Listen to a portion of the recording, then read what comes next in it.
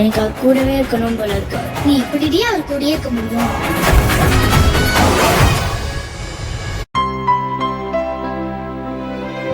இனிமே கண்ணை மூடிட்டு கடலை எண்ணெய் வாங்கலாம்.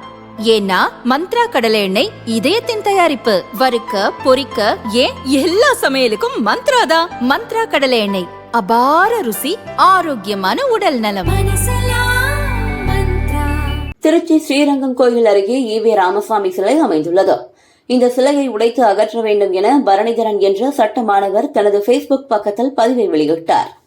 இந்த சம்பவம் கடந்த சில ஆண்டுகளுக்கு முன்பு நடந்தது. அப்போது அவர் பெங்களூருவில் சட்டம் படித்துக் கொண்டிருந்தார். இந்த பதிவு சமூக வலைதளங்களில் பரவியதை அடுத்து இந்துக்கள் மத உணர்வுகளை புண்படுத்தும் வகையிலும் இரு பிரிவினரிடையே மோதலை தூண்டும் வகையிலும் செயல்பட்டதாக கூறி ஸ்ரீரங்கம் போலீசார் பரணிதரன் மீது வழக்கு பதிவு செய்தனர். தற்போது சட்டப்படிப்பை முடித்துள்ள பரணிதரன் தன் மீதுள்ள இந்த எஃப்ஐஆரை ரத்து செய்ய கோரி சென்னை ஹைகோர்ட் மதுரை கிளையில் மனு தாக்கல் செய்தார். அந்த பதிவு உள்நோக்கத்துடன் போடப்பட்டது அல்ல. தற்போது படிப்பை முடித்துவிட்டு வழக்கறிஞராக பதிவு செய்ய தயாராக இருக்கிறேன். இந்த வழக்கு எனது எதிர்காலத்தையும் வழக்கறிஞர் தொழிலையும் பாதிக்கும். எனது தவறை உணர்ந்து விட்டேன். இனி இதுபோன்ற செயல்களில் ஈடுபட மாட்டேன் என அவர் தரப்பில் உறுதியளிக்கப்பட்டது. நீதிபதி விஜயகுமார் முன் இந்த மனு விசாரணைக்கு எடுத்துக் கொள்ளப்பட்டது.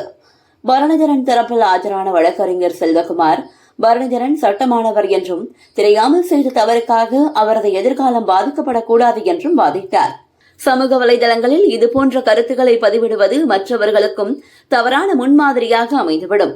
பரணிதரன் மீது பதியப்பட்ட எஃப்ஐஆரை ரத்து செய்யக்கூடாது. அவர் மீதான விசாரணை தொடர்ந்து நடைபெற வேண்டும் என்று அரசு தரப்பில் வலியுறுத்தப்பட்டது. இருதரப்பு வாதங்களையும் கேட்ட நீதிபதி வழக்கை ரத்து செய்து தீர்ப்பளித்தார். மனுதாரரின் முகநூல் பதிவு என்பது வெறும் தனிப்பட்ட கருத்தை பிரதிபலிப்பதை தவிர அது குற்ற எண்ணத்துடன் செயல்பட்டதாக தெரியவில்லை. அந்த பதிவினால் சமூகத்தில் எந்தவிதமான அசம்பாவித சம்பவங்களோ அல்லது சட்ட ஒழுங்கு பாதிப்போ ஏற்படவில்லை. மாணவர் தனது தவறை ஒப்புக்கொண்டு இனி இதுபோல் நடக்காது என்று பிரமாண பத்திரம் தாக்கல் செய்துள்ளார். மனுதாரர் ஒரு சட்டமானவர் என்பதால் ஒரு முகநூல் பதிவிற்காக அவர் மீது தொடர் விசாரணை நடத்துவது எந்த பயனும் தராது. அவரது எதிர்காலத்தை கருத்தில் கொண்டு இந்த வழக்கை ரத்து செய்வதே சரியானது என நீதிபதி தீர்ப்பளித்தார்.